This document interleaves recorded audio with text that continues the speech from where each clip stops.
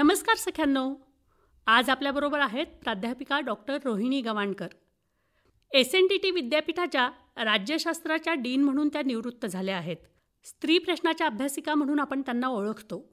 पाणीवाली बाई, राजकारणातल्या खास चौघी, कथा अग्निशिखांच्या, घडता घडविता हे संकलित मनोगतांचं पुस्तक, कॅप्टन लक्ष्मी राणी झाशी रेजिमेंट, क्रांतिज्वाला, तेजस्वी शलाका या स्त्रियांच्या कर्तृत्वाची ओळख करून देणारी पुस्तकं त्यांनी आपल्यासाठी लिहिलेली आहेत.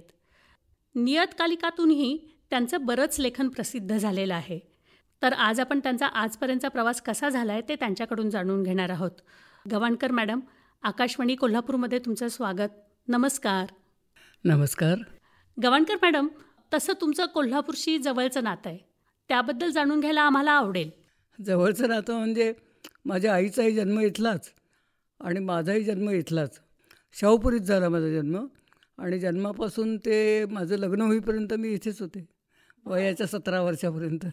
म्हणजे तुमचं शिक्षण कोल्हापुरात झालं? तर शाहूपुरीतल्या अंबाबाईच्या देवळाच्या भोवती जी शाळा आहे प्राथमिक, त्या प्राथमिक शाळेत मी शिकले आणि पुढे MLGमध्ये. वा, मग तुमचं आजोळ कोणतं? माझं तेंडोलकर वकील हे माझे आजोबा. मामा पण तेंडोलकर वकील आणि ते प्रजा परिषदेशी संबंधित होते आणि म्युन्सिपाल्टीचे नगराध्यक्षही होते. बरं, म्हणजे एकूण घरात जे वातावरण होतं ते शैक्षणिक होतं. आणि तुमचं लग्न होईपर्यंतचा जो प्रवास आहे, म्हणजे सुरुवातीच्या 17 वर्षांचा, तो तुमचा कोल्हापुरात झालेला आहे. काय आहेत कोल्हापूरच्या आठवणी? कोल्हापूरच्या काय आठवणी आहेत ना.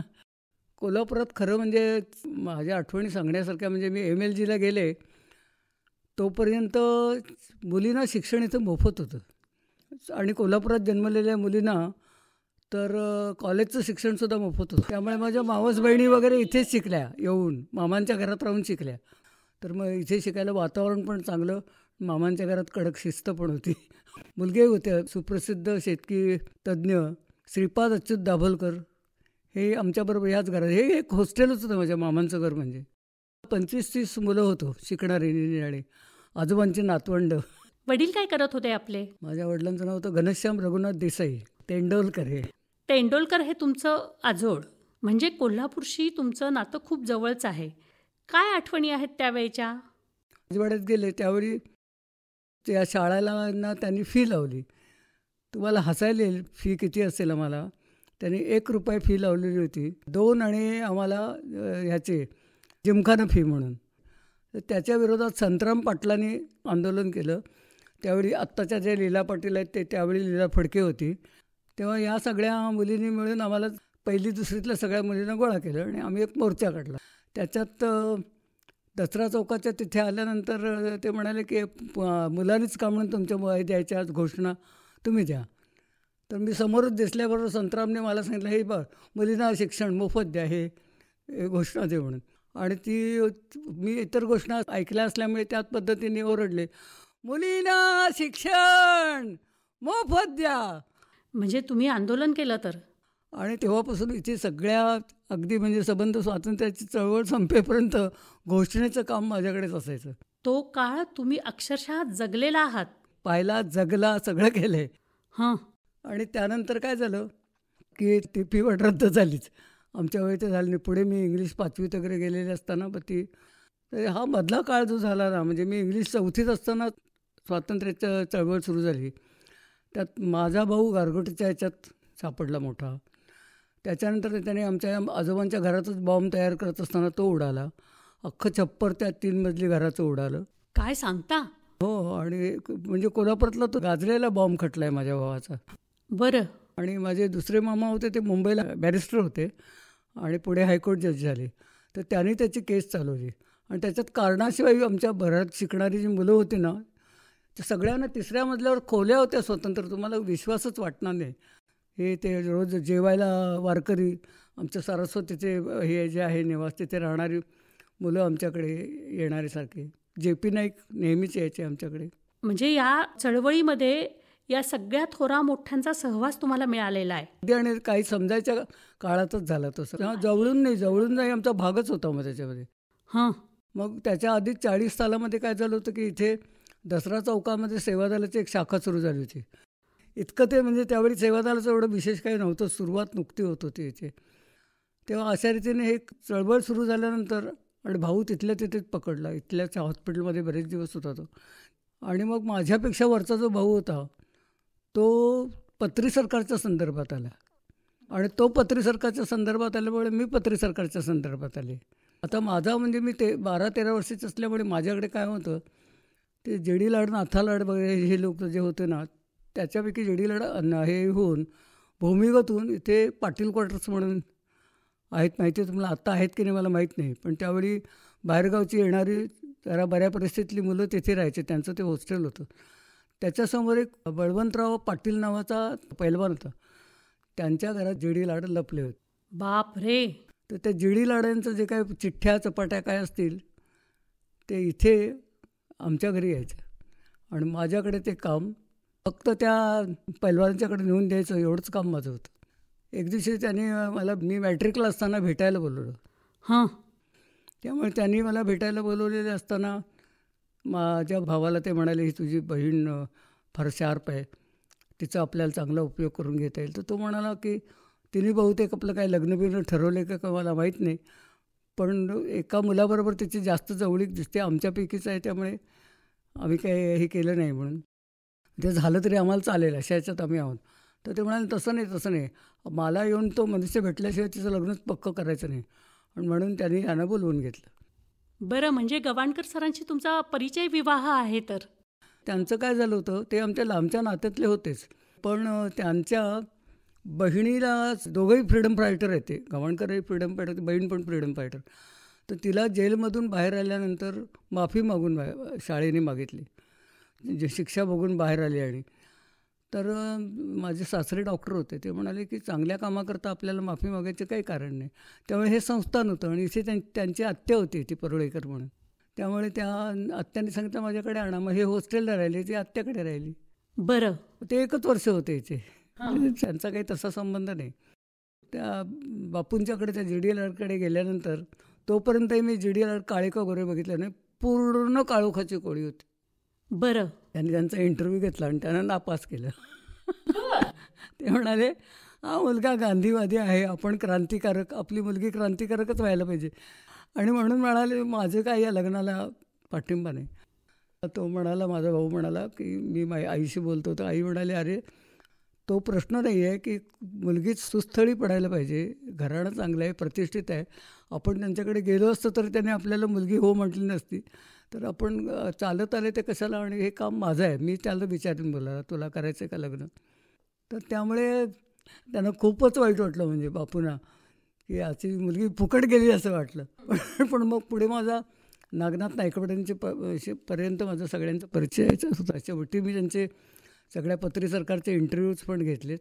बापूंना सांगितलं की मी लग्न पत्री सरकारच्या पद्धतीने करेन. बापूंचं स्वतःचं लग्न हे पहिलं ह्या क्रांती पद्धतीने झालं होतं, ते भूमिगत असतानाच झालं होतं. त्यावेळेस लग्न करायलाच लागलं, ते नोव्हेंबर महिन्यात झालं. पण लग्नात माझ्या एस.एम. जोशी, नानासाहेब गोरे, प्रधान मास्तर, ही सगळी जी त्यावेळेचे समाजवादी आणि सेवादलवाले लोक होते, आणि सेवादलाच्या पुण्यातल्या सगळ्या शाखा, असं प्रचंड संख्या होती. हो, म्हणजे सेवादलाच्या साक्षीनं तुमचं लग्न झालं. तर सेवादलाच्या साक्षीने म्हणण्यापेक्षा सुद्धा अण्णा एस.एम. जोशी आणि नानासाहेब यांच्या साक्षीने झालं हे प्रधान मास्तर, आणि ही माणसं आयुष्यभर माझ्या जवळ राहिली. म्हणजे तिथून जो चळवळीशी तुमचा संबंध आला तो अगदी शिक्षणापासून आजपर्यंत कायम चालूच आहे असं म्हणायला हरकत नाही मॅडम. कारण लग्नानंतर तुम्ही मुंबईत गेलात, मग शिक्षण वगैरे कसं काय पूर्ण केलं? शिक्षण नंतर झालं सगळं. म्हणजे कोल्हापुरातल्या घरासारखंच शिक्षणप्रेमी सासर तुम्हाला मिळालं तर. आणि कौतुकही भयंकर होतं. म्हणजे गवाणकरांच्या कुटुंबामध्ये मुलगे जास्त आणि मुली कमी, त्यामुळे मुलींचंच महत्त्व जास्त होतं. म्हणजे मुलगी आणि सून याचा कधी फरकच नाही केला. काही घरातलं सगळं सांभाळायला लागायचं, म्हणजे एवढी माणसं घरात, म्हणजे कामं असायचीच सगळी. आणि पण मग संध्याकाळी सेवादलाच्या शाखेत जाणं, किंवा वरती आमच्या बंगल्यामध्ये एक राष्ट्रीय महिला मंडळ चालायचं, तर त्याच्यात काम करणं, किंवा मग बाकीचं साक्षरता वर्ग, असं काम मी करत असे घरात राहून राहून. मला सारखं वाईट वाटायचं की अरे आपण काही शिकलो नाही, बरोबरच्या सगळ्या चांगल्या शिकल्या. तर आपण काहीतरी शिकायला पाहिजे होतं. पण तेवढ्यात माझी एक मला सातारच्या मैत्रीण भेटली.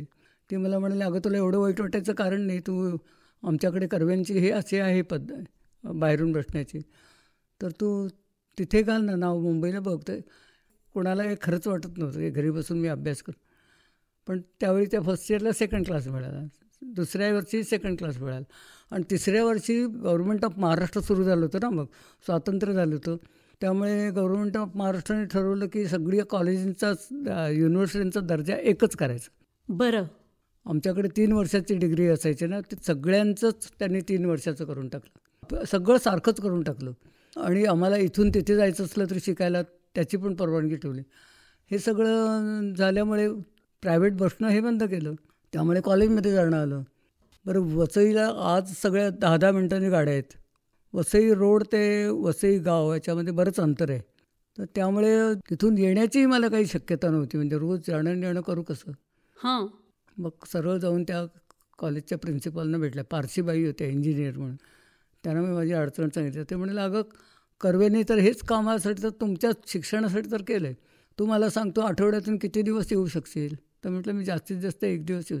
तर म्हणाले मंगळवारी यायचं आणि मला भेटून जायचं. त्यांनी सगळी टर्म ग्रँड केली माझी, पारशीबाईंनी. घरी बसून, आणि ते फक्त मंगळवारी गेले की मग मुलींच्या नोट्स वगैरे घ्यायच्या, काय काय झालं ते सगळं विचारायचं. तेव्हा मला दिवस गेले.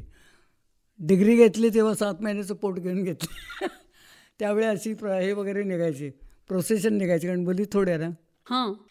पण तेही सगळ्या प्रोफेसरने त्यावेळी आमच्या सगळ्या लोकांचं खूप कोऑपरेशन, मुलींचंही कोऑपरेशन होतं, मैत्रिणींचं पण.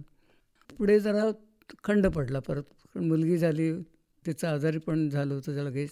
हां. आणि त्यानंतर मग माझी वडील गेले. माझ्या वडिलांना स्त्री शिक्षणवाले फार होते माझे वडील. म्हणजे आईवडिलांनी ठाम सांगितलं, मुलगी मॅट्रिक झाल्याशिवाय लग्न करणार नाही, होऊन दे लग्न, का बिन लग्नाचे राहून दे, मॅट्रिकपर्यंत शिकवणारच. त्यामुळे अक्का आमची मॅट्रिकपर्यंतच्या वर्गात गेली. ते गेल्यावर आई म्हणाली की बघ आता हा काळ सगळा बदलत चालला आहे, आणि तुम्ही एवढं, आपण जर शिक्षक झालो तरच आपलं ज्ञान वाढत राहतं, कारण मुलांना शिकवण्याकरता म्हणून तुम्ही वाचाल, आणि ते वाचल्यामुळे मग तुम्हाला तुमचं ज्ञान कायम ताजं राहतं. तेव्हा आम्ही 4ही बहिणी टीचिंग लाईन. म्हणजे सगळ्या बहिणींनी लग्न झाल्यानंतर शिक्षण पूर्ण केलं? हो, अक्का तर आमची मॅट्रिकपर्यंत शिकली होती. नंतर त्यांनी हिंदी कोविद आणि हिंदी शिक्षक सनदची दिली, आणि ते खारच्या BPM हायस्कूलमध्ये प्रायमरी हिंदी शिक्षकाची हेडमिस्ट्रेस पण रिटायर झाली. मला मग ती म्हणाली, आता हे वडील गेले तर त्यांचे जे पैसे तेच तुला मी देते, त्यांच्याच पैशाने तू B.Edला नाव घाल, BTला नाव घाल. त्याचवेळी माझी मावस बहीण कुंदा दाभोलकर, म्हणजे नरेंद्र दाभोलकरची मोठी बहीण, ती इथेच होती ना शिकायला आमच्याकडे. तर ती तिथे प्रोफेसर झाली होती B.Ed कॉलेजला. पण आमची वरात तिच्याबरोबर. तिथून मी BT झाली त्यावेळी 56 साल. तर गवाणकर म्हणाले की तू इतकी नाजूक आहे प्रकृतीची आहेस की काही काम बिम काही करण्याची गरज नाही, घरी बस गप्प म्हणून. हां. तर त्या SNDTतूनच बोलावं आला. त्यांना इंग्लिश आणि हिस्ट्री शिकवणार होती, माझं इंग्लिश आणि हिस्ट्रीच होतं BTला. आणि शिवाय अधिक क्वालिफिकेशन म्हणजे माझ्याकडे मी संगीत विशारदची पहिली परीक्षा पास झाली होती. मग अशा प्रकारे तुमचं अध्यापनाचं काम सुरू झालं? अध्यापनाकडे म्हणजे काही गरज नसताना, न अर्ज करताना SNDTने सांगितलं, आमच्या SNDTच्या BT कॉलेजने सांगितलं तिकडे जा तू. त्यावेळी आम्ही ह्याला गिरगावात राहायला आलो होतो. पण तिथे नोकरी करायला लागल्यानंतर पुढे मग मला असं वाटलं की आपण, म्हणजे सगळे आजूबाजूचे लोकच म्हणायला लागले की इथेच काय शिकवत राहणार तू किती. पण मला शिक्षणाचा जो PhD पर्यंतचा अनुभव आहे त्यात मी एन्जॉय केलं ती SNDTची कन्या शाळा 5वी ते मॅट्रिक. ह्या वर्गात मी जे शिकवलं, आणि त्यांचा अजूनही कुठे कुठे ओळखीकडून, कुठे TV वर झालं की लगेच फोन येतो. मॅडम, विद्यार्थी प्रिय शिक्षिका म्हणून तुम्ही प्रसिद्ध होता. शाळेत असताना तुम्ही जे विद्यार्थ्यांना शिकवलं ते त्यांच्या कायम लक्षात राहिलं आहे. त्यानंतर तुम्ही सुद्धा कॉलेजमध्ये पोस्ट ग्रॅज्युएशन पूर्ण केलं आणि स्त्री प्रश्नांचा अभ्यास सुरू केलात. हे कसं काय झालं? ते काय झालं, मी हिस्ट्री शिकवत असताना त्या शिवाजी विद्यापीठामध्ये एका परिषदेला मला त्यांनी आमच्या कॉलेजने पाठवलं. त्यावेळी मी कॉलेजमध्ये शिकतो. तिथे कोणतरी मला शर्मा नावाचे सोलापूरच्या कॉलेजचे हे होते. तिथं ते मला म्हणाले, तू आता या लाईनमध्ये तर PhD का नाही करत? तर म्हटलं PhD करायची असली ना तर मला काहीतरी बायकांच्या प्रश्नावर करावंशी वाटतं. म्हणजे काही, म्हणजे मला अजिबात हेच नव्हतं. सहज मी त्यांना म्हटलं आमच्याकडे या ताराबाई झाल्या, जिजाबाई झाल्या, काय मला असं वाटतं यांच्या संबंधी काहीतरी करावं. तर ते म्हणाले, हे चांगलं आहे, पण तुला पुष्कळ म्हणजे मोडी बिडी वाचायला येतं का वगैरे. म्हटलं मोडी आम्हाला होतच शाळेमध्ये, जरा बघितलं की होईल. तर म्हणाले हरकत नाही, तू असं कर. म्हणून ते परत मागेच पडलं. त्यानंतर उषा मेहता, फ्रीडम फायटर मोठ्या हिंदुस्थानातल्या. हो, आकाशवाणी केंद्र स्वातंत्र्यपूर्व काळात त्या चालवत होत्या. त्याच उषाबाईंच्या मी संबंधात आले आणि मणिभवनमध्ये काम करायला लागले. त्यामध्ये मला म्हणाले की रोहिणी, असं तू विचार का नाही करत की याच्यात काहीतरी तुला अधिक काम करता येईल, PhD करता येईल, असं तू बघतो. म्हटलं उषाबाईं, मला PhD करायला घरून परवानगी मिळणार नाही, कारण माझी तब्येत नीट राहत नाही म्हणून, आणि मुलगी पण लहान आहे. ते म्हणाले होईल तेव्हा होईल, असं काय थोडंच आहे तुला करायचं आहे म्हणून. तर मला म्हणाले की तू वुमेन इन हिस्ट्री असं काहीतरी बघ. आमच्या वेळी कसं होतं, हिस्ट्री 4 पेपर आणि पॉलिटिक्स 4 पेपर, तसं मी राज्यशास्त्र असा विषय आहे, 4 पेपर त्याचे आणि हिस्ट्रीचे 4 पेपर. तर हे सांगितल्यानंतर मला असं वाटलं की आपण स्वातंत्र्याच्या चळवळीत कितीतरी बायका बघितल्या सगळ्या, ह्यांचं कॉन्ट्रीब्युशन काय झालं आहे. थोडंसं दुर्लक्ष झालेलं होतं त्याकडे. यदुनाथ सरकारांचं शिवाजी अँड इज टाइम्स मला वाटतं या ह्याच्यामध्ये एक वाक्य वाचलेलं, ते माझ्या अगदी मनावर कोरलं गेलं की मराठा स्त्रिया या जेवढ्या राजकारणात चमकल्या तेवढ्या हिंदुस्थानातल्या कुठल्याही बायका अशा म्हणजे त्या पिढीलाच चमकल्यात. आणि म्हणजे कसं आपल्या दौलतीचं संरक्षण करण्याकरता म्हणून त्यांना घरातलं सुद्धा बघायला लागलेलं आहे. अशा लिहिता वाचता न येणाऱ्या बायकांनी सुद्धा इथले उमाबाई दाभाडे म्हणा किंवा काय अशाने केले, तर तू त्याच्यावरती कर. तर म्हटलं हे सगळे आता तपासणं, याच्यात तर 24 तास आपल्याला याच्यातच घालवायला लागतील, आणि नोकरी तर सोडून चालणार नव्हती. मुंबईत राहायचं तर, वसईत राहायचं तर काय प्रश्न नव्हता. हां. तर मग उषाबाईंना मी म्हटलं की हे आपल्या बायकांचं काम याच्यात येईल, असं कसं होईल. तर त्या म्हणाल्या मग तू राजकीय याच्यातलं कर, पण मग चळवळीला जोडून फक्त थांबू नकोस. की त्यांनी राजकारणात काय काय केलं आहे, जसं तू असं मला म्हणालीस की मला ताराबाईंनी असं केलं, उमाबाईंनी अमुक केलं, अहिल्याबाईंनी तमुक, तसं करणाऱ्या आपल्याकडे ह्या ज्या चळवळीतल्या बायका आहेत त्यांना धरून पुढे करून काय झाले, स्वातंत्र्य मिळाल्यानंतर याच्यात काय फरक पडला आहे का, त्याच्यावरती तू कर, अभ्यास कर, आणि त्याच्यावरतीच तुझी PhD होऊन दे. हां. मग त्या दृष्टीने 72 सालापासून त्याच्या मागे लागले मी. आणि मग माझ्या PhDची सुरुवातीचा ह्या सगळा काळ मी कव्हर केला, आणि स्वातंत्र्यापासून ते इमर्जन्सीपर्यंत. Contribution of Maharashtrian women to politics since independence up to emergency. हां. आणि मग इमर्जन्सी संपल्यानंतरच्या काळाचं समारोपात ते एक प्रकरण नंतर हां. अशा प्रकारे चळवळीतील स्त्रियांचं जे काही काम कशा प्रकारे चाललं होतं ते तुम्ही समाजापुढे आणण्याचा प्रयत्न केलात. मग त्यात श्रमिक चळवळ आली आहे, हां. त्यात स्थानिक शासन संस्था आली, हां. सगळं आलं त्याच्यात. पक्ष आले, पक्षांच्या महिला आघाड्या आल्या, म्हणजे हे सगळं राजकारणात त्या कशा कशा पुढे स्थिर होत गेल्या. पण हा एक प्रश्न मनाला सारखा येत होता की एवढ्या अगदी मिलिटंट असलेल्या स्वातंत्र्याच्या चळवळीतल्या बायका गेल्या कुठे स्वातंत्र्यानंतर, हा महत्त्वाचा प्रश्न आमच्यासमोर होता. आणि हा प्रश्नाच्या शोधाकरता म्हणून ही PhD झाली. त्यातून काय सापडलं तुम्हाला नेमकं? मला त्याच्यातून असं सापडलं की स्वातंत्र्य मिळालं म्हणजे हा सगळा एंड झाला. हां. आता आपल्याला काही करायला नको, आता काय करायचं असेल ते सरकार करेल, अशा प्रकारची भावना एक निर्माण झाली. आणि स्त्रिया या चळवळीतून बाहेर पडल्या आणि पुढे संबंध म्हणजे चळवळ संपत आली आणि स्वातंत्र्य मिळाल्यानंतर काय झालं की आता युद्धही संपलं ना. हां. युद्ध संपलं त्यावेळी भीषण परिस्थिती होती सगळी, आणि तेव्हाच सगळ्या बायका नोकरी करण्याकरता रेशनिंगमध्ये आल्या पहिल्या. हां, महत्त्वाचं होतं. आमच्या शाळेमध्ये एक फणसळकर म्हणून होती, माझ्यापुढे ती 2 वर्ष होती. तर ती सुट्टीला आली होती त्यावेळी आम्ही मॅट्रिकला होतो. तर ती नोकरी करते म्हणजे आम्हाला एवढं कौतुक. ती खासबागेत राहायची, तिला बोलवून आणली. नोकरी म्हणजे काय, कसं करतात, काय, तू रेशनिंगमध्ये आहेस का? तर ती म्हणाली अगं रेशनिंग एवढं मर्यादित स्वरूप नाही आहे. हां. आणि रेशनिंग आज ना उद्या कधीतरी उठेल, मग आपण काय करायचं, आपल्याला नोकरी करायचीच आहे. म्हणून ती म्हणाली मी कस्टममध्ये आहे म्हणून.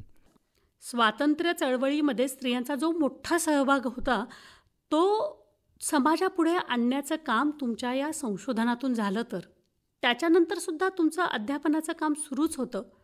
पण त्याबरोबरच ह्या ज्या वेगवेगळ्या काम करणाऱ्या स्त्रिया होत्या त्या कशा पद्धतीने काम करतायत हे तुम्ही समाजापुढं आणण्याचं काम केलं.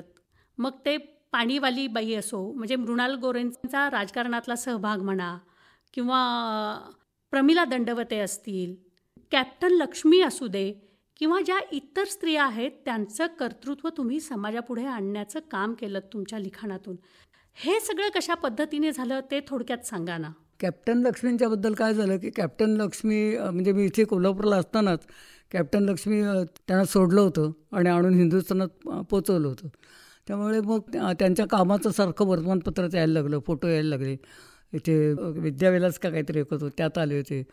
कॅप्टन लक्ष्मी अगदी लहानपणापासून डोक्यात बसली होती, कोण बाई असेल काय असेल. मग पुढे ज्यावेळी माझ्या PhDचं त्याच्या विचार यायला लागला ना, तेव्हा गवाणकर मला म्हणाले की यांनी आझाद हिंद ची फौजेची महिला पलटण तर केली, पण त्यांना रसद कुठून मिळत असेल, शिक्षण कसं झालं असेल, काय झालं असेल याचं, आणि कॅप्टन लक्ष्मीचं पुढे काय झालं हे काही कळायला मार्ग नाही आहे आपल्याला म्हणून. तर ते तू का नाही शोधून काढ, ते तू कर म्हणून. हां, आता ते कॅप्टन लक्ष्मी जिवंत आहे का नाही हेच कळलं नव्हतं. एवढ्यात मला फार मोठं काम असं मिळालं की चले जावला जेव्हा 50 वर्ष झाली तेव्हा गव्हर्नमेंट ऑफ महाराष्ट्राने हे काम माझ्याकडे सोपवलं. हां, उषाबेन होत्या त्याच्यामध्ये माझ्या गुरु, आणि मृणाल माझी अगदी मैत्रीण सेवा दलातली, मृणाल अध्यक्ष होते. तेव्हा ह्यात त्यांनी सरकार याला सांगितलं सुधाकरराव नायकांना, हे काम आपण सगळं रोहिणीकडे देऊया म्हणजे. 1.5 वर्ष मी त्यांचं काम केलं ते सगळं. त्यातून किती 1000 पत्रं आम्हाला आली ज्या येऊ शकल्या नाहीत किंवा काही ज्यांना वाटला, त्याचं सगळं संकलन केलं मी, शोधून काढलं तिथलं वाचून बिचून. आणि अशा याचं ते मंतरलेले दिवस नावाचं त्यांची सगळी म्हणजे त्याच्यातून कितीतरी गोष्टी बारीक बारीक बायकांनी काय काय केलेलं आहे ना हे सगळं कळलं. आणि मग कॅप्टन लक्ष्मीकडे माझं लक्ष वळल्यानंतर मग काय झालं की त्या कार्यक्रमाकरता कॅप्टन लक्ष्मीलाच अध्यक्ष म्हणून बोलवावं असं मी मृणालला सुचवलं, आणि मृणालनी आणि उषाबेननी ते लावून धरलं. हां, पण आता शोधायचं कुठे, यांच्या कम्युनिस्ट पार्टीकडे काहीची माहिती नाही. मला एवढंच कळलं होतं अहिल्या त्यांच्याकडून की ती CPMच्या मध्ये काम करते म्हणून. तर ते शेवटी आम्हाला पत्ता लागला आणि कॅप्टन लक्ष्मीने यायचं पण ठरवलं. पण तिला मी म्हटलं की मला हे करायचं आहे, तुमच्या पलटणीवरती काम करायचं थोडं. तर ते म्हणाले एवढं ते सोपं नाही आहे, त्याच्याकरता तू माझ्याकडे येऊन राहा. तर मग सकाळ संध्याकाळ दुपार मला जसं, कारण त्यांचं मॅटर्निटी हॉस्पिटल होतं शिवाय. हे पण एक सामाजिक कार्यच होतं. हो. आणि तेव्हा ते म्हणाले तू तिथे ये, तिथे ज्या कानपूरमध्ये काही स्थायिक झालेले त्यांच्या मुलाखती घे, आणि मग मी तुला इकडे हिंदुस्थानात बहुतेक सगळ्या केरळमध्ये पसरल्यात त्यांचे सगळ्यांचे पत्ते मिळवून देते, आणि मग त्यांचे तू घे. म्हणजे मी संबंध अख्खा पूर्ण मलेशिया, सिंगापूर, बँकॉक, हाँगकाँग या सगळ्या ह्याच्यातून फिरून आले, मी माहिती गोळा केली. वा, किती मोठं काम केलं तुम्ही मॅडम. स्त्रियांचा सामाजिक कार्यात सहभाग किती महत्त्वाचा होता हे तुमच्या या अभ्यासातून इतरांनाही कळलं. कारण ती पलटण जी उभा केली ना, ती कशी पलटण उभी केली त्याच्यावरतीच ते म्हणजे पुस्तकाचं, मराठी पुस्तकाचं नाव कॅप्टन लक्ष्मी आणि राणी झाशी रेजिमेंट. इंग्लिश पुस्तक आहे त्याचं women's regiment and captain Lakshmi of INA.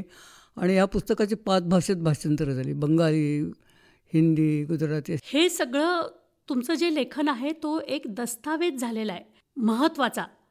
त्याच्याबरोबर आत्तासुद्धा म्हणजे त्याच्यानंतरच्या काळात अहिल्या रांगणेकर असू देत, मृणाल गोरे असू देत, प्रमिलाताई दंडवते असू देत किंवा उषाताई, या लोकांच्या कामाची ओळखसुद्धा तुम्ही करून दिलीत सगळ्यांना.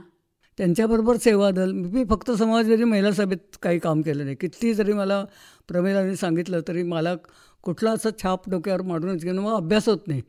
मग तुम्ही एकांगी वाचून विचार करतो ते मला नको होतं, म्हणून मी त्याच्यात अजिबात गेले नाही. मृणालच्या स्वार्धारमध्ये गेले नाही. मृणाल तर शेवटच्या आजारपणात पण माझ्या घरी होती 8-10 दिवस, कारण तिला तो पायाचं दुखणं झालं होतं ना, तिच्या माझ्या घरातून ते जवळ होतं सगळं तिला जायला. म्हणून म्हणजे हे पुस्तक जे आहे ना हे मी माझ्या कल्पनेने हे केलं नाही. हे जे पब्लिशर आहेत ते पब्लिशरच सासवडला काहीतरी साहित्य संमेलनाला आले होते, ते माझं घर शोधत आले पुण्याला आणि म्हणाले की आम्हाला अशा प्रकारचं पुस्तक पाहिजे की हा जो मुळातला विषय सांगितला होता मी की चळवळीनंतर बायका कुठे गेल्या, आणि ह्या बायकांनी या सगळ्या मध्यम वर्गातल्या मुली फ्रीडम मुवमेंटमध्ये आल्या, पुढेही सगळं काम चालू केलं, जगप्रसिद्ध झाल्या आपापल्या त्या एकेका लाईनमध्ये वहींच्या.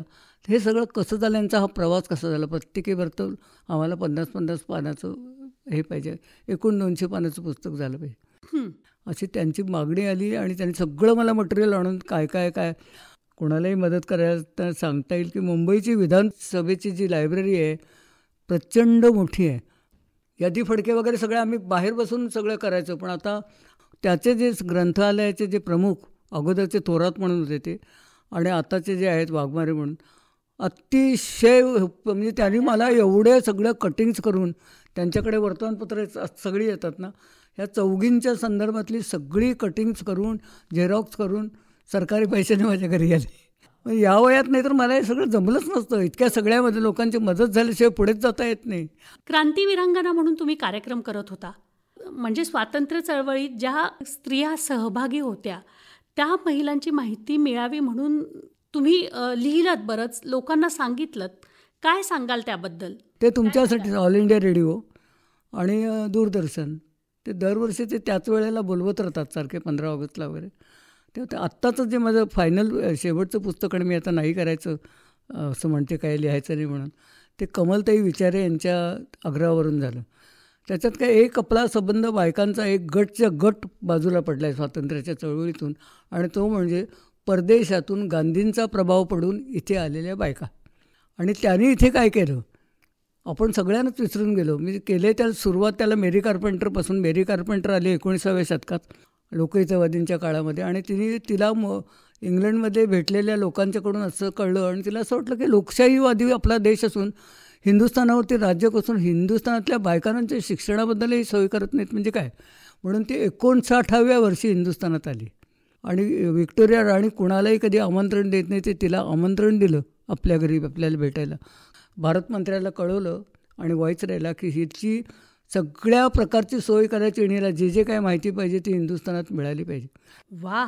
पण मेरी कार्पेंटरपासून सुरुवात केली, आणि शेवटी सोफिया वाडिया जिने आपलं देशाचं नाव हिंदुस्थानाचं सगळं भारत ह्याचं जे नेलं तिचं, ह्या सगळ्या ज्या बायका आहेत ना, आणि ॲनी बेझंटपासून ते ह्याच्यापर्यंत आपल्याला माहीतच नाही की मार्गारेट कुझिन यांनी तो मतदानाचा अधिकार मिळण्याकरता जो काय आराखडा तयार केला होता, त्याला अख्खा हिंदुस्थान ती आयरिशबाई फिरली, ह्या देशालाच आपलं मानलं. 30 सालच्या चळवळीत भाग घेतला, 42 सालामध्ये 1 वर्षाची, आणि हिंदुस्थानातली पहिली न्यायाधीश म्हणून तिची निवड झाली होती. तर हे अगदी पुस्तक लहान झाले तसं, आणि साधनेने ते त्यांना पैसेच मिळाले यांच्याकडून. कारण कमलताई म्हणाले, मी तुझ्या नावाने रोहिणी 50,000 ठेवलेलेच आहे, तू काय वाटेल ते लिही, पण बायकांच्याबद्दल लिहिशील म्हणून तुला ठेवलेत. त्यामुळे साधनेला हे पण पैसे पण मिळाले. म्हणजे अशा प्रकारे तुमचा स्त्रियांच्या प्रश्नांशी जवळचा संबंध आला. आजही विशाखा समितीवर तुम्ही काम करताय. मी दिल्लीचा जो आपला महिला आयोग आहे त्या आयोगावरती बालिका बलात्कार विरोध आणि बालविवाह यांची कमिटी स्थापन केली, आणि महाराष्ट्राचं प्रतिनिधित्व माझ्याकडे होतं. त्यावेळी मी महाराष्ट्र खूपच फिरले आणि खूप माहिती वगैरे गोळा केली तिथे. मुंबई विद्यापीठामध्ये यासंबंधी तुम्ही काम करताय. त्या सगळ्याचा परिणाम म्हणून त्यांनी मला याच्यामध्ये की एकूण चळवळीचंही आहे, मृणाल बरोबर वगैरे होतेच, प्रमिलाताईंच्या बरोबर वगैरे, आणि शिवाय युनिव्हर्सिटीचं एवढं हायेस्ट डिग्री हेच असतं ना पद, डीन म्हणजे, ते त्यावरती पण 5 वर्ष काम केल्यामुळे त्यांना तिथे असताना त्याने सदस्य म्हणून नव्हते, मी त्याचे डायरेक्टरच होते, हो अध्यक्ष म्हणून काम केलं 6 वर्ष. तिथे असताना मुणगेकरांचं माझं एकमत, चळवळीतले आम्ही सारखेच बरोबरचे असल्यामुळे आमचं स्टुडंट्स फेडरेशन पण सुद्धा होतं ना, युनिव्हर्सिटी टीचर्स युनियन, त्याच्यातही दोघं आम्ही होतो. तेव्हा त्यांना मी म्हणतो म्हणजे मी दिल्लीत होते, आणि मी टी व्हीवरती ऐकलं की माझी नेमणूक इकडे झाली म्हणून, मला पत्ता पण नाही. तर ते झाल्यानंतर मग मला असं वाटलं की मुणगेकरांना असं मी सांगितलं की युनिव्हर्सिटी खेड्यापर्यंत पोचली पाहिजे. बरं. आणि ती जर पोचवायची असेल आपल्याला, तर खेड्यातल्या बायकांचे हे जे सगळे प्रश्न आहेत ते सगळे प्रश्न आपण हे घेतले पाहिजे. त्याच्या आधीच मी पंचायत राज्याचं काम ते अजूनही चालू आहे माझं. टाटा इन्स्टिट्यूटसाठी पण ते केलं, मंडलिक ट्रस्टसाठीही केलं, मणिभवनसाठीही केलं, असं निरनिराळ्या संस्था. त्याच्यात मी पक्ष बघत नाही, म्हणूनच मला तो कशाचाच शिक्का नको, तो एवढाच करता की आपल्या ह्याचा केंद्रबिंदू म्हणजे स्त्री. त्या केंद्रबिंदू जेवढं मला रिंगण घालता येईल तेवढं ते रिंगण घालं. त्यामुळे त्याच्यात विशाखा समितीला धरून सगळ्या युनिव्हर्सिटीने स्थापन करा म्हणतं, त्यात पहिली युनिव्हर्सिटी मुंबई युनिव्हर्सिटी. बरं रोहिणी मॅडम, मला आता एवढं सांगा, इतकी वर्ष ह्या वेगवेगळ्या प्रश्नांवर काम करताय, मग स्त्रियांच्या प्रश्नांचं स्वरूप बदललंय का? काय सांगाल, पूर्वी कसं स्वरूप होतं प्रश्नांचं आणि आता त्यामध्ये काही बदल जाणवतो की काय, नेमकं काय चाललंय?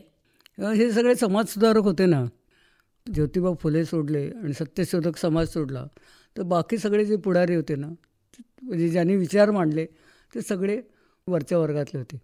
त्यामुळे सुधारणा ज्या होत गेल्या ना, शिक्षण म्हणा, बालविवाह, म्हणजे हा जो समाजाच्या वरचा जो थर आहे ना, त्याच्यामध्ये ह्याचे सगळं हळूहळू झिरपत गेल्या. पण त्या खाली झिरपत नाहीत ना. आजही आम्ही बायकांना सारखं समजून सांगतो की बाबा तुम्ही काढू नका शाळेतून 4थी झाल्यानंतर. आणि 4थी झालेल्या मुलीला 2 वाक्य लिहिता येत नाहीत. दुसरं काय झालं की आता हे पंचायत राज्याच्या ट्रेनिंगच्या इतिहासामध्ये ते सगळ्या फ्रीडम फायटर्सचा आमचा ग्रुप होता, त्यांनी हे सुरू केलेलं अजूनही आमचं काम चालू आहे. तर हे सगळे आम्हाला प्रश्न जेवढे भेडसवतात ना, तेवढं इतरांना भेडसवत नाहीत. कारण तुम्ही गेल्यानंतर तुमचं ती सरबराई करण्यामध्ये आणि तुमच्यासमोर नाचण्यामध्ये त्या बायका हे करतात की त्यांच्या घरात काय चाललं आहे आपल्याला कळत नाही. मुली बोलायला लागतात, राहायला लागलं की सुना बोलायला लागतात. जेव्हा मी नळ पाणी योजना सुरू झाली ना कोकणामध्ये, तेव्हा त्यांना म्हटलं तुम्हाला आता बरं झालं ना, घरात नळ आला. तर एक अशी बसली होती, मी तिला म्हणतो अशी का बसली, तुला काय नळ पाणी योजनेचा आनंद नाही का वाटला? ती म्हणाली मी नळाला पाणी भरायला जात होते तेव्हा माझ्या मैत्रिणींशी बोलत होते. हे कळतं का आपल्याला? हां, एकमेकीची मदत व्हायची ना, एकमेकीचं मन मोकळं करण्याचं जे ठिकाण होतं त्यांचं गेलं. त्या अशा त्यांच्याकडून इतक्या गोष्टी ऐकून असं वाटायला लागलं की खरं काम जे आहे ना ते खेड्यातच आहे. सगळी जी रुरल याच्यामधली कॉलेजेस आहेत त्याच कॉलेजेसमध्ये मी प्रोफेसरांची मीटिंग घेऊन त्यांना हे विशाखा समितीचं काय आहे आणि याच्यातून तुम्हाला कसं पोचायचं तुमच्या गावातल्या बायकांच्या बरोबर. आता माझ्याबरोबर माझ्यानंतर ज्या होणार होत्या त्यांना ट्रेनिंग करता म्हणून मी घेऊन गेले. ग्रामसभा संबंध याचा राज्याचा हे आहे ना, पहिल्यांदा जेव्हा ग्रामसभा महिलांची झाली त्यावेळी बांगलादेशचा एक ग्रुप आला होता. त्यांना घेऊन मी आमच्या पनवेलच्या याच्यात गेले होते. तर मी आले म्हणून 7-8 जणी बायका जमा झाल्या. त्या म्हणाल्या ताई तुम्ही काय सांगितलं ग्रामसभा सुरू होईल वगैरे, तुमच्या नादाने आम्ही तिकडे गेलो. म्हणजे कसे करता ते बघूया म्हणाल. तर आम्ही 7-8 जणी जे गेलो होतो त्यांना पुरुषांनी जे चोपलं होतं ना ते त्यांनी मला पाठीवरती वळ दाखवली, ग्रामसभेला येऊ दिलं नाही. तर हे जे असं आहे ना ते तुम्ही कसं कराल? त्याच्यासाठी तुम्हाला बायकांची मनाची तयारी करायला पाहिजे. आणि ती तयारी करायची असेल त्यांच्या भाषेतनं भाषा कशी पोचते हे पण मी गेले होते अंबेजोगाईला, तेव्हा शैला लोहिया नावाचे कार्यकर्ते तिथे होते. शैला आमची मैत्रीण, सेवादलवाली वगैरे सगळे. तर आम्ही दिवसभर जे काय बोलत होतो आमच्या भाषेमध्ये ते सगळे नवरे पण आले होते तेवढ्या बायकांचे. पायलट शिबिर होतं आमचं, म्हणजे सुरू व्हायची होती पुढे शिबिर. तर त्याच्यामध्ये त्या बायका किती आम्ही बोलायचा प्रयत्न केला तरी नवऱ्याचंही नाव सांगेन तर आपलंही नाव सांगेन, काहीच करेन. आणि नंतर संध्याकाळी शैला बोलायला लागली, सगळ्या पटापटा पोपडासारख्या बोलायला लागल्या. तर आपली भाषासुद्धा पोचायला पाहिजे त्याच्यापुढे. ट्रेनर्स ट्रेनिंग, ते ट्रेनर्स ट्रेनिंगमध्ये आम्ही हे सांगतो की भाषाच्या जवळीच असेल त्याच ठिकाणी तुम्ही शिबिराला जा. आता कोकणात गेले तर मला मोडकं तडकं मला मालवणी बोलता येतं. त्यांना जवळकी वाचवली पाहिजे आपल्या. त्यांना मी सांगितलं तुम्ही अगं काय पिकवता वगैरे विचारलं ना, तर त्या म्हणायच्या की सीझनच्या काळात त्याच सगळीकडे भाज्या असतात, आम्ही कोणाला देऊनही टाकू शकत नाही, त्याचं काही करूही शकत नाही, फेकून द्यायला लागतं त्याचं सगळं. तर मी म्हणतो तुम्ही टीव्हीचे प्रोग्राम बघा. तर ते म्हणाले आम्हाला काही समजत नाही ओचठो त्यातलं. भाषेचा प्रश्न येतो महत्त्वाचा. तर रोहिणी मॅडम, एकूणच मागे वळून बघताना स्त्रियांचे प्रश्न म्हणा किंवा इतर सगळ्या गोष्टीबाबत काय वाटतं तुम्हाला? नाही, काय झालं आहे की आताचे जे काय मुलींचे प्रश्न आहेत ना ते आमच्या पिढीला अनाकलनीयच आहेत. मुली आता त्यांना बाकीचे सगळे आपल्याकडून संरक्षण हवं असतात आणि त्या कुठल्याही थरावरती जातात असं वरच्या स्तरामध्ये आढळून येतं. असं वरच्या स्तरावर काम करणाऱ्या बायका म्हणतात. मी वरच्या स्तरावर काम कधी केलेलं नाही, त्यामुळे मला त्यातलं काही माहिती नाही. स्त्रियांचे प्रश्न आहेत तिथंच आहेत, त्यांचं काळाप्रमाणे थोडंसं स्वरूप बदललं आहे असं तुम्हाला म्हणायचं आहे का? स्वरूप बदललं आहे शहरामध्ये, शहराच्या याच्याप्रमाणे स्वरूप बदलले आणि गावाच्या याच्याप्रमाणे आपले प्रश्न तसेच राहिलेत. बालविवाह चालू आहे, 3-4 लग्न 5 लग्न ही सगळी चालूच आहेत. याच्यात बदल झालेला नाही. कायदेविषयक शिबिर घ्यायला मी आणि मृणाल मराठवाड्यात गेलो होतो आणि त्याच्यात आम्ही तो द्विवार्य प्रतिबंधक कायदा कसा आहे वगैरे सगळं समजून सांगत होतो. तर एक त्यातली मुलगी ना की रडायला लागली. लहान मुलगी होती 15-16 वर्षी. तिला म्हटलं तू का रडतेस? तर म्हणाली असं जर या बायकांचं लग्न मान्य नसेल सरकारला आणि ठेवलेल्या बायकांचं जर आमचा सारखाच जर आमचा हे असेल तेव्हा आईवडिलांनी आमचं लग्न कसं? माझं 5वं लग्न झालं आहे म्हणाली. 5वं लग्न म्हणाली शाळेतनं काढली मला म्हणाली ह्याच्यातनं 8वीतनं आणि माझ्या बापाने माझं लग्न करून दिलं. मुलींच्या शिक्षणाचे सुद्धा आकडे दिसतात. मुली शाळेत जातात, मुलींना सायकली मिळतात, पण खरोखर त्यांना त्यामध्ये काही फरक पडला आहे की नाही शिक्षणाने हे सगळं बघितलं पाहिजे आणि ह्याच्यावरती सरकारने लक्ष केंद्रित केलं पाहिजे असं माझं प्रामाणिक मत आहे. हां, पूर्वी कोणतरी भारत आणि इंडिया असं म्हणत असत, तर हे इंडिया नको आपल्याला. आपल्या भारतीय संस्कृतीने सुद्धा अनेक चांगल्या गोष्टी बायकांच्याकरता सांगितलेल्या आहेत. त्या जरी अंमलात आणल्यात आपण तरी सुद्धा स्त्री पुरुष समानताही सांगितलेली आहे. त्याच्याशिवाय गार्गी मैत्री झाल्या, त्याच्याशिवाय जिजाबाईचं महत्त्व वाटलं, त्याच्याशिवाय ताराबाईचं आणि याचं राणी लक्ष्मीचं महत्त्व तिच्याभोवती पुरुष जमा झालेच ना. तेव्हा ते जे आहे ना सगळं आपल्या संस्कृतीत सगळंच आहे, पण आहे ते परदेशातच सगळं आहे म्हणून त्या दिशेने जर आपण जायला लागलो तर ते जमणार नाही आहे. ड्रेस बदलू नका, पण ड्रेसच्या आतलं जे तुमचं मन आहे ते बदला. मेंदू जो आहे विचार करण्याची ताकद आहे ती बदला आणि ती बदलण्यासाठी प्रयत्न करणं हे खरोखर अतिशय मोठं काम आहे असं मला वाटतं. हां, माझे आता हात थकलेले आहेत. म्हणजे किती तळमळीनं तुम्ही आत्तापर्यंत काम केलं आहे आणि वयाच्या 88व्या वर्षीही हे काम तुम्ही प्रामाणिकपणे करताय. खरंच समाजाला अशा स्त्रियांची गरज आहे. रोहिणी मॅडम, तुम्ही आज इथे आलात आणि आमच्याशी मनमोकळ्या गप्पा मारल्यात. स्त्रियांचा चळवळीतला सहभाग कसा होता, तुमचा स्वतःचा सहभाग कसा होता, हे खूप छान पद्धतीने सांगितलं. त्याबद्दल आकाशवाणीच्या वतीनं आणि सर्व मैत्रिणींच्या वतीनं मी तुमचे आभार मानते. नमस्कार. मी तुमचे आभार मानते, कारण माझ्या जन्मभूमीत मला अशी बोलायची संधी मिळाली.